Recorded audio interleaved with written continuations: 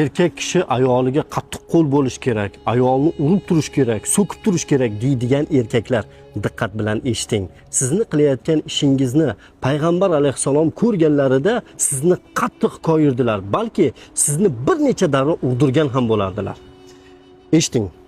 Hozirgi davrda qaysidir erkak bir xonimga mashina eshigini ochib, unga iltifot ko'rsatayotganiga guvoh bo'lsak, darrov xayolimizga bular aniq er-xotin emas, balki bular sevishganlar, ma'shuqalardir degan yomon gumonlar kela boshlaydi.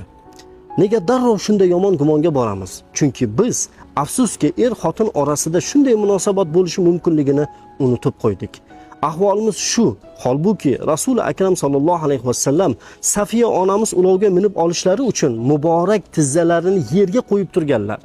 Ya'ni bu holatni hozirgi zamon ta'biriga solib aytsak, ikki olam sarvari rafiqalari uchun mashinaning eshigini ochib bermoqdalar.